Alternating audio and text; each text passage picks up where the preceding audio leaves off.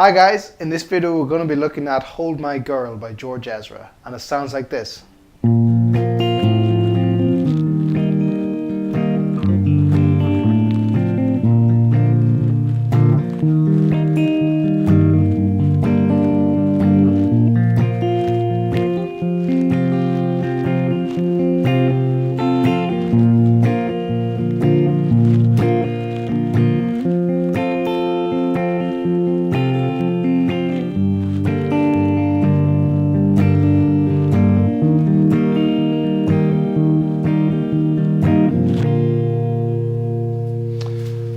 So, hello and welcome to this Hold My Girl guitar lesson. In this video we're going to be looking at how to play the chords and the strumming pattern of the song and all the sections in it. Before we get started, don't forget to like and subscribe, and if you've enjoyed this video and you want to see more, please click the link below to take you to our website where you'll see a write-up for this video, all of our other YouTube videos and hundreds of hours of free guitar practice for you. So, we are in the key of B flat major. Interestingly, a little bit of trivia, Ezra plays this song on a guitar that's tuned 2 steps down. So whilst I have to use a capo to play this stuff, he just plays it using normal open chords because it's tuned that way. So there you go, I only learned that when I was trying to figure this one out for today. So we've got 4 chords, very simple. It's a 1, 6, 4, 5 type deal. So in this key it'll be B flat, which will be a G shape. So just think of your normal open G shape, we're just transferring that here. So sorry, B flat, this is in your G shape. The 5 will be an F major, which will be a D shape, sometimes with that little bass note. The 4 is an E flat, which is a C shape.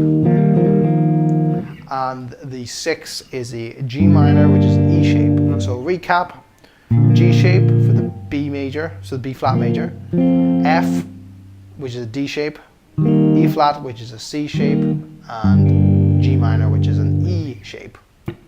Okay, so we've got a very simple strumming pattern that stays the same way. It's like 1, 2 and 3 and 4 and 1, 2 and 3 and 4 and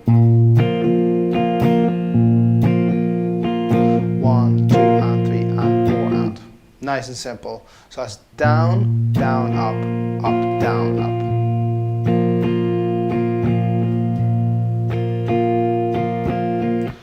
Okay, so that's the basis of the song. Now let's look at the patterns of the chord movements throughout this song. We've got a verse, a pre-chorus, chorus, and a bridge. And they all just use variants of those 4 chords. So let's look at the very start. The first thing we hear is this little walk down bass. Now I'm not using a pick, but you can absolutely do this with a pick. I just prefer not to in this style. So B flat major in that G shape to your F major, so the D shape. But we've got this little lower note on the 5th fret of the E string.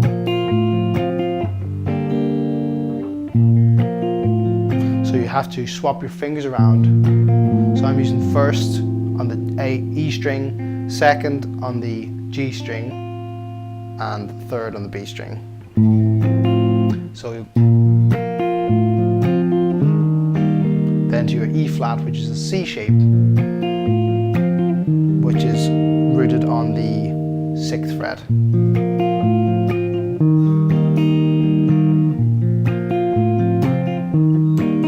So that serves as the intro and is actually the first bit of the verse. So those double. So if you were to use a pick for that type of thing, you want to pluck the root notes first, so you can hear those movements. So that'll be E string, strum, E string, A string. There's an example of that. So that's the first half of the verse. Then immediately after that it goes G minor, so E shape, G minor, F major, B flat. So walking back up, there's that shape again into your B flat major. Okay, so G major, G minor, E shape, walk up, F major with the inverted note, then the B flat major again. So this whole verse.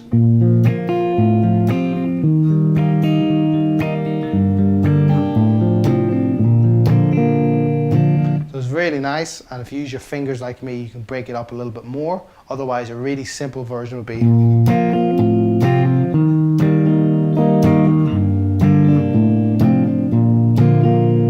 Just be a root note on the first beat and then the strums. So that's the verse. Anytime the verse happens, that comes around like that. So it goes through the verse, then to the pre-chorus. So the pre-chorus is E flat, G minor, B flat, F. So C shape, E minor shape, G shape, D shape.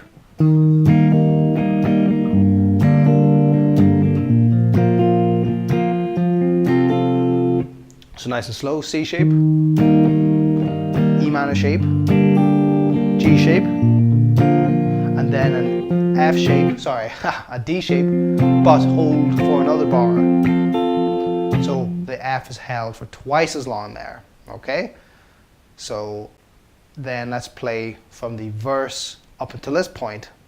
Nice and slow, into a G, F, B flat. Now pre-chorus, so it'll be E flat, to a G, to a B flat, to an F,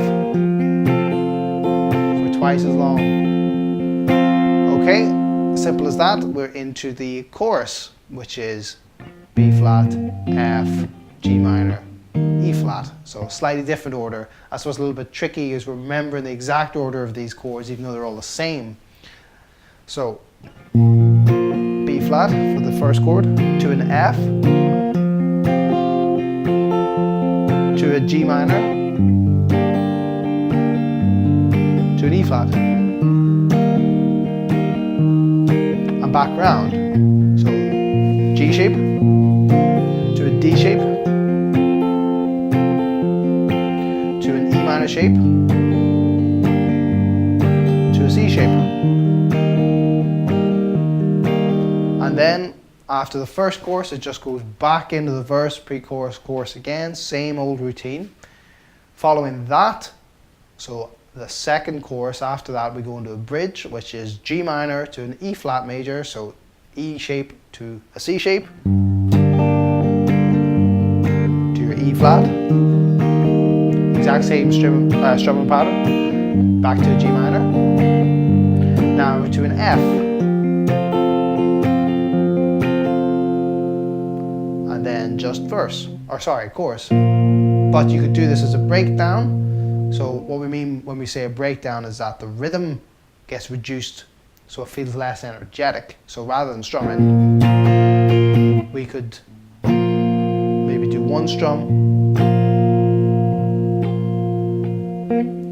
which just greatly reduce the amount of strumming. Alternatively, on the record you might hear that a bunch of instruments drop out, which is another way to reduce the dynamic or the energy of the song. So rather than changing the rhythm, they've changed the layering. So they've got less instruments in and it sounds smaller. So that's all how that works. So really simple, just normal cage-shaped chords with a capo on the 3rd fret, and just working through them. Try and remember the order of each of those chords in the sections, because it's unfortunately slightly different every time. So I will go through those chords one more time. So the verse is, we'll do it in cage shapes actually. So the verse is G shape, then D shape, then C shape, followed by E shape, D shape, G shape. Okay, you got that?